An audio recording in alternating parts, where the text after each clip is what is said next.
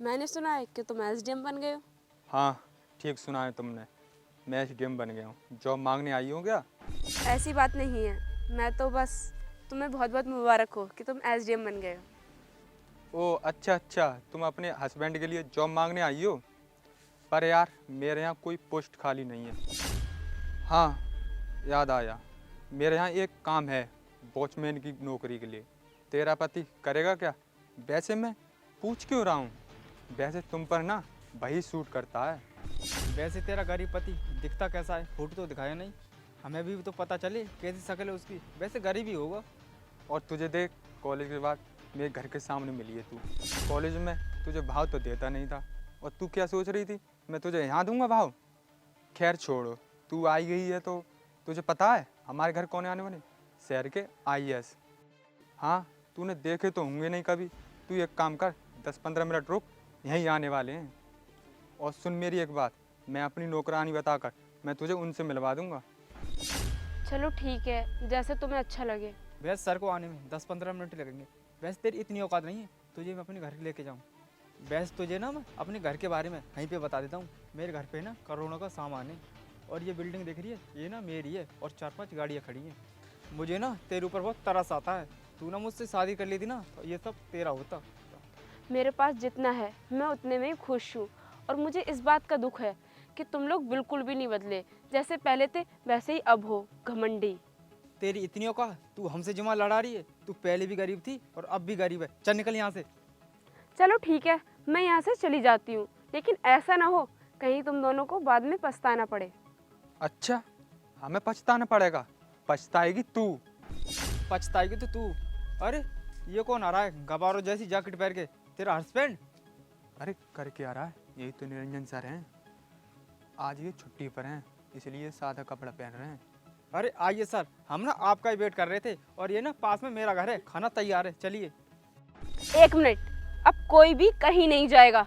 तुम लोग मेरे हस्बैंड की फोटो देखने के लिए बोल रहे थे ना, तो देख लो, सामने ही खड़े हैं तुम्हारे। अरे निरंजन सर, ये आपकी वाइफ है? हाँ, मेरी वाइफ है। बोलो, क्या हुआ? निरंजन, कुछ नहीं हुआ। इन लोगों को अपने पैसों का बहुत घमंड है। इन्हें तो तमीज भी नहीं है कि लोगों से कैसे बात की जाती है। अरे सर कुछ नहीं, हम पहले कॉलेज के दोस्त हैं ना, इसलिए थोड़ा हंसी मजाक बस, और कुछ नहीं।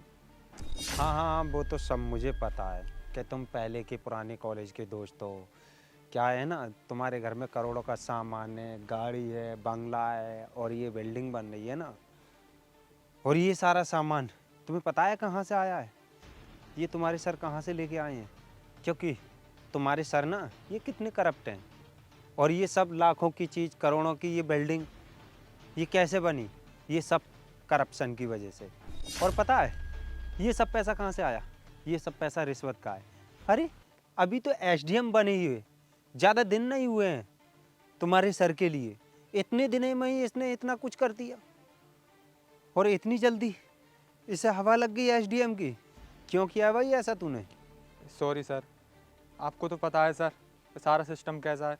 थोड़ी बहुत तो रिश्वत लेनी पड़ती है सर, थोड़ा थोड़ा तो सभी लोग करते हैं। पर सर मैं प्रॉमिस करता हूँ आगे से ऐसा नहीं करूँगा। बस मैं एक ईमानदारी से नौकरी करूँगा। क्या कहा तुमने? सारे सिस्टम के लोग ऐसे हैं तो तुमने ऐसा काम किया? अरे जब तुम ईमानदार रहते तो सारे सिस्टम के लोग ईमानदार रहते। जब तुमने करप्शन का रास्ता चुना तो सब लोगों ने करप्शन का रास्ता चुन लिया।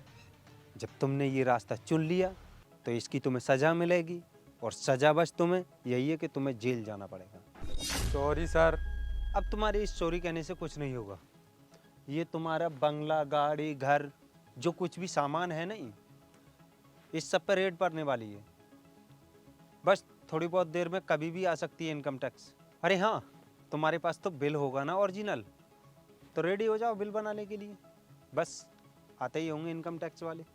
मैं तुम्हारे पास यहाँ खाना खाने या डिनर करने नहीं आया था, मैं बस तुम्हें वार्निंग देने आया था। जितना तुम रिश्वतखोर नहीं हो इतना कोई नहीं है। अरे तुम अपने आप को सुधार लो, नहीं वरना तुम्हें कोई नहीं बचा पाएगा। अब जेल तो तुम तो भी जाओगे। और वैसे भी सुनो, पैसे में इतना घमंडी नहीं होना चाहिए। मानता हूँ मैं तुम पुराने दोस्त हो, लेकिन दोस्त के नाते ऐसा नहीं करना चाहिए कि एक दूसरे को नीचा दिखाओगे तुम। दोस्त होना तो अच्छी बात है, लेकिन तुम लोगों की वजह से ना दोस्ती का नाम डूब जाता है। और तुम्हारा क्या मतलब है? तुम्हें तो अमीर बन के दिखाना है। और वैसे एक बात बताऊं तुम्हारे लिए, तुम्हें पता है अमीर कौन होता है? अमीर वो होता है जो अपना काम ईमानदारी से करे और सबकी रिस्पेक्ट करे। अमीर वो नहीं जैसे कि तुम पैसे की बात करते हो कि पैसा कमा लिया और अमीर बन गए। ऐसा अमीर नहीं होते हैं। और पता है तुम्हारे सर कैसे हैं? इन्होंने कितना बड़ा वो किया है कि अगर इनके पास लिस्ट निकाली जाए ना रेड मारने की, जो करप्शन की, जितनी इन्होंने रिश्वतखोरी की है उसकी लिस्ट भी कम पड़ जाएगी। क्योंकि अभी 4 दिन इनके लिए एसडीएम बने हुए नहीं हुए, उससे पहले उन्होंने रिश्वत लेना शुरू कर दिया और ये बिल्डिंग खड़ी कर दी। और हाँ, वैसे भी थोड़ा बहुत तो तुम्हारा भी हाथ है ना इसमें इनके साथ। लेकिन हाँ, सज़ा तो तुम दोनों को ही मिलेगी, एक को नहीं। सज़ा तो तुम्हें मिलकर रहेगी, और सज़ा ये मैं तुम्हें दिलवाऊंगा। सर प्लीज़ मुझे माफ़ कर दो, मैं प्रॉमिस कर रहा हूँ ना, मैं आगे से ईमानदारी से काम करूँगा। अरे अब प्रॉमिस करने से कुछ नहीं होगा। अरे तुम तो माफ़ी लायक भी नहीं हो। पता है तुमने किसके पैसे की रिश्वतखोरी की है, किसका घोटाला किया है? अरे आम जनता के पैसे हैं वो। पता है टैक्स कहाँ से आता है? जब आम जनता मेहनत करती है, अपना कोई रोड पे चलता है, कोई किसानी करता है, जब वो टैक्स भरती हैं वही पैसा टैक्स का आता है। और वो पैसे का तुमने घोटाला कर दिया, वो पैसा तुमने लूटा है, वो जनता का पैसा है। अरे तुमने मामूली काम नहीं किया है, बहुत घटिया काम किया है, तुम नहीं बच सकते।